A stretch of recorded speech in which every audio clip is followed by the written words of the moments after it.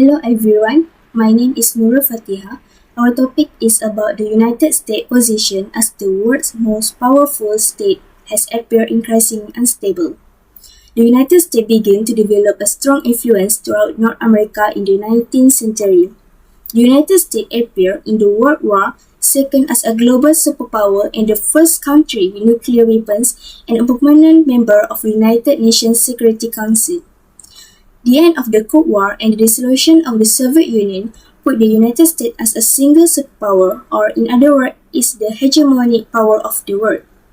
It has violated export controls, gone beyond the bounds of national security, and imposed unilateralization on other countries. This measure lasted until the position as the most powerful country is adopted and debated now. Here, we will discuss the United States' positions as the most powerful country in the world, looks like increasingly unstable, and which countries are likely to usurp that title. Let's continue to the other part, which is scenario of conflict. Since becoming the most powerful country in the world after two world wars and the Cold War, the United States has acted boldly to intervene in the internal affairs of other countries, pursue, maintain and abuse hegemony, promote subversion and infiltration, bring harm to the international community and deliberately launch a war.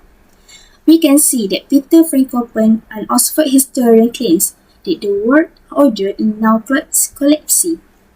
The Western era will end when there is a financial crisis in the West. This gives an opportunity to China as the emergence of a multipolar system. American researchers Alexander Coley and Daniel Nixon explain that the world is coming out of U.S. hegemony. As the U.S. lead order diminishes, the West's influence on the global system will diminish. For example, the subprime housing scandal in the United States led to the economic crisis in 2008. The geopolitical tension between the great power and China led to a trade war, and the global issue of the COVID-19 pandemic has not been resolved until the climax of the recent Ukraine geopolitical crisis.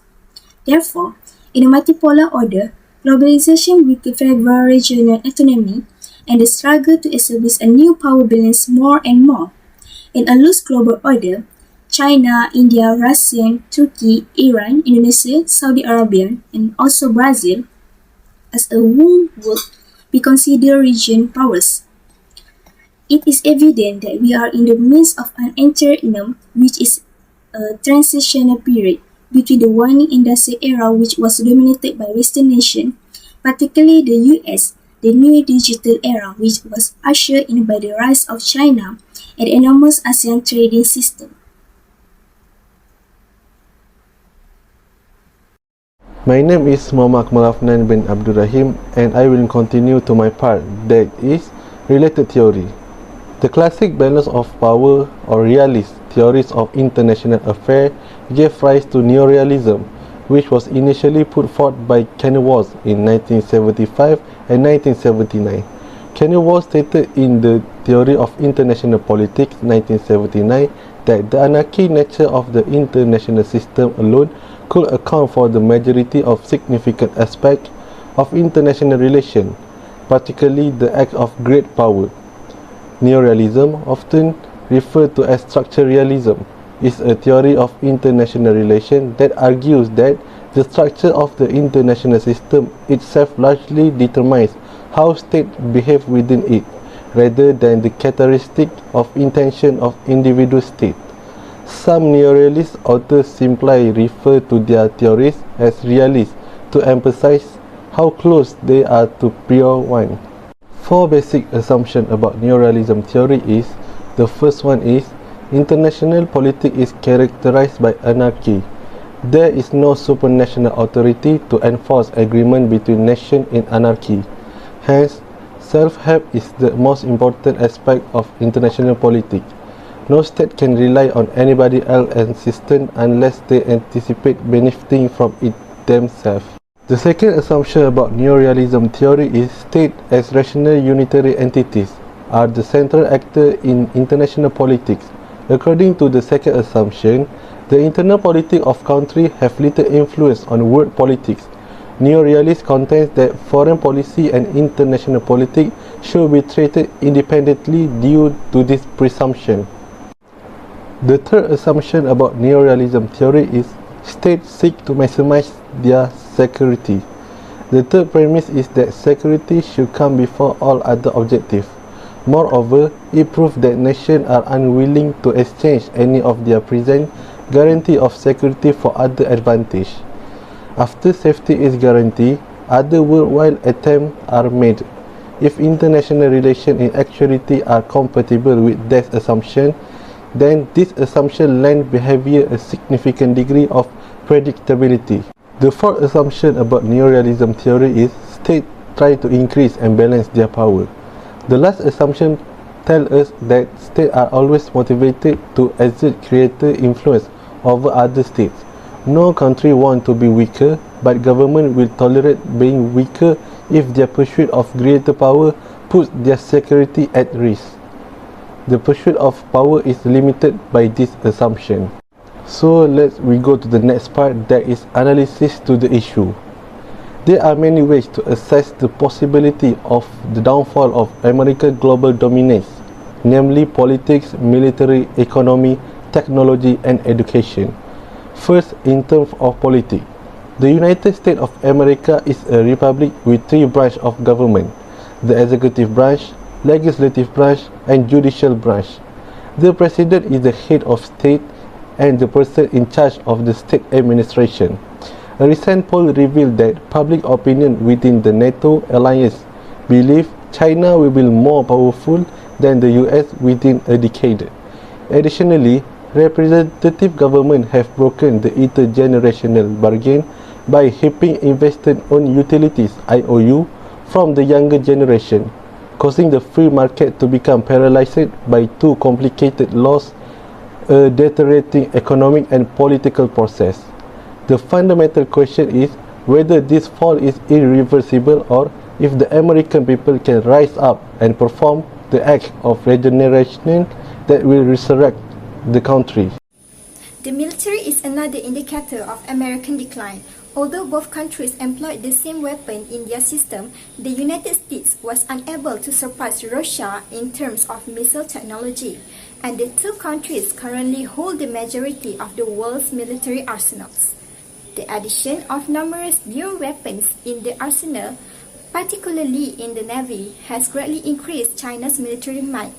This demonstrates that even though the US military has been utilizing cutting-edge technology, Russia and China have consistently found a way to outperform the US. A military system can demonstrate its strength by having a large number of personnel. According to a figure from 2022, China has the greatest army with 2 billion soldiers, sailors, and airmen, followed by the United States with 1 billion troops. Due to its effect on the national economy, the military spending also contributed to the American decline. Assalamualaikum, my name is KAMILIA binti HISYAM, and I will now analyze the issue in terms of economy. As of 2021, the US has the most dominant economy in the world with a GDP of $23.32 trillion, followed by China with a GDP of $17.73 trillion in second place. Nevertheless, as of late, the question remains whether the US will maintain its position as the world's largest economy in the near future.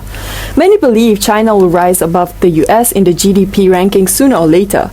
Not only was China's GDP growing faster than the US GDP, but China's actual increment has been higher for some years.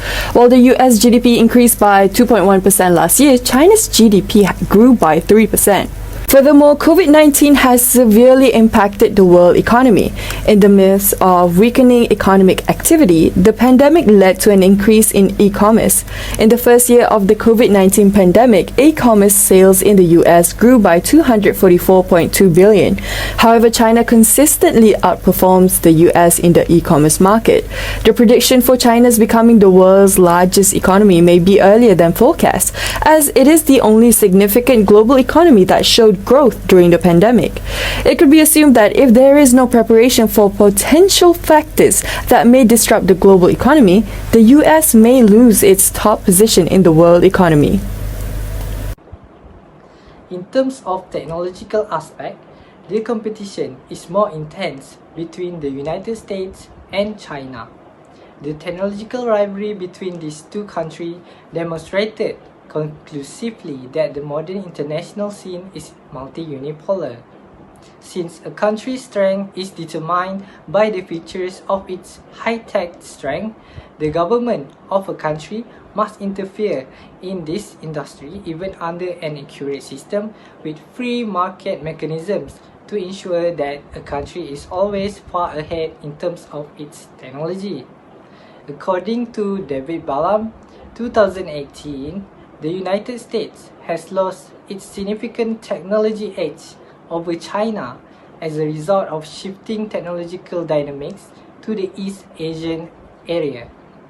Due to the country's large population, China features a mixed economic system of central planning and capitalism, as well as authoritarian governance. So, this has led to the realization that China's home market is extremely huge and powerful in shaping forecasts about nations with potential future strength. This leads to the realization that China's home market is extremely huge and powerful in shaping forecasts about nations with potential future strength. Furthermore, as access becomes more open and competition leads to increasingly competitive technology, every nation, including the US, is being forced to ease tight restrictions on foreigners in order for their country to compete in the international area. Next, the cause of America's decline can be seen in relation to education. There are differences between the American and China education system. America's education system is known for its comprehensive and specific response to the development of every student, while China's education system focuses on a merit-based approach to teaching and learning, with an emphasis on exams, grades, and excellence. And a lack of teacher creativity also one of the major factors holding back America's public education system. According to the latest OECD report on China's education system, the goal of China's education system is to promote the comprehensive development of students. Emphasis is fixed on the moral, intellectual, and physical development of the country to shape the country's fast economic future. This is in line with China's desire to become a best destination for international students. Next, let's go to the next part, that is lesson learned from the possibility of American decline from the aspect politics. The political collapse in the US has many lessons that can be applied to Malaysia. Trump's administration exploited cultural anxiety and proposed building a wall along the border and subjecting immigrants to inhuman treatment.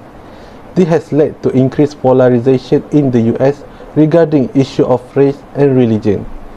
In order to achieve the nation of dream, Malaysia must make a moderate political culture as the basis for governance of a plural country. A top priority for all nations is to maintain a strong military force. Without a strong defense, a nation cannot prosper in today's technological advanced and militarily advanced world. Malaysia needs to study the economic, political, and technological maintenance practices used by China to maintain their military system. Malaysia has to strengthen its diplomatic ties with another nations, look after its economy, and re-evaluate its military technology. In order to ensure that the facilities are adequate, maintained, and properly working in the military practices for the army, Malaysia also has to review the budget for the military. From what we can learn from the possibility of American decline in terms of economy is that the position at the top of the ranking can be viewed as a temporary hot seat. It is crucial for the US to avoid becoming too complacent in its role as the world's largest economy and to prepare for more effective strategies to boost economic growth, else China will surpass it. We can also apply this lesson in Malaysia. Although Malaysia is further down in the ranking compared to the US and China, the state is in a good position economically. Nevertheless, Malaysia should always take note of the approaches made by the developed countries in reaching the highest GDP and adapt them to match the country's economic situation in order to increase economic growth. Since the position of Malaysia in the global economy ranking is not fixed and even the US runs the risk of doing so, Malaysia should take precautions to avoid falling in the ranking. Therefore, it is evident that having an economy that is strong is essential for achieving global dominance. To become a world power, the key industries that must be prioritized are innovation and technology. So far, the United States remain the world leader in the technology industry. From technology perspective, the lesson that could be learned is that Malaysia should make more serious efforts to become a competitive country in the field of high technology, even though it is not very well known in the military industry. In the United States, for example, the Defense Advanced Research Project Agency was established in 1958 under the country's Department of Defense. This agency is responsible for subsidizing universities and companies to improve military technologies. Furthermore, Malaysia should also be more aware that research and development alone does not always increase a country's income. This is because since 1990, large high-tech companies that migrate between nations, such as transnational corporates, have sought opportunities in countries with lower production costs, such as China and India, which can also produce competent researchers. Moreover, Malaysia may also learn from China in terms of using the power of government procedures and the effectiveness of public corporations to enable a higher than market price negotiation system for innovation commodities manufactured in the country. As a result, national policies and plans must prioritize the relevance of this high-tech economy. From education aspect, the lesson that can be learned is Malaysia needs to improve the education system by adopting an interactive teaching style like China, which can use diagrams, flowcharts, PowerPoint presentation, props and other objects in the classroom. This is because Malaysian students are used to a learning style in which teachers are gods of learning and expect them to teach them all about the mysteries of the universe without having to work hard in life. Next, let's go to the next part, that is recommendation for political stability. A stable political system is one that can survive multiple conflicts without engaging in internal conflict. To ensure long-term political stability, it is important to promote young involvement in politics. It is important to give young people the opportunity to influence, shape, design and contribute to a policy, as well as the development of service and program to achieve effective youth participation. Should empowerment through civic education and strengthening public policy skills will increase political awareness and involvement in the future. The United States must fulfill the training requirements for its military system in order to generate competent military personnel. Many reserve units are unoccupied and occasionally they are occupied by people who are not qualified. Other than that, the US should use the allocated funds to subsidize the training of people who have the skills and desire to join the military without worrying about the expense they will incur. Last but not least, the US has to increase its capacity to create weapons so that it may save costs rather than investing in high-tech weapons. Economic growth is influenced by numerous factors. There are many ways to expand it in the US, such as implementing the ideal economic policies. The US is renowned for spending a colossal amount on its military and defense. To ensure that the US continues to be the largest global economy, the US government should adjust its spending and policies to fit the state's economic condition. Furthermore, to increase economic development, tax reformation can be done by simplifying the system with lower tax rates. If the tax cut is well targeted, it can lessen income polarization and improve income distribution. Lastly, to improve the rate of economic growth, a better approach needs to be taken by the US to keep the top spot in the global economy, which is to promote inclusive economies participation in the country. The US government can assist small and medium-sized businesses by giving them access to human, financial, and technological resources. The development of e-commerce will create a change in the economy by increasing consumption, which will boost productivity and open up new job opportunities in the country. It is critical that the United States maintains its technological innovation and production leadership, particularly in the face of a surging and combative China. My recommendation for technology improvement is that the federal government must adopt a national strategy for advanced technology and provide fair funding to survive in this new era. Without such strategy, the United States is likely to continue losing market share in the variety of advanced industry, including aerospace, computers and communication, internet services, life science, and so on. This requires updating the outdated economic thinking, especially that a laissez-faire market is enough. Nowadays, it is becoming more difficult to promote that kind of policies needed to effectively help American corporate competition.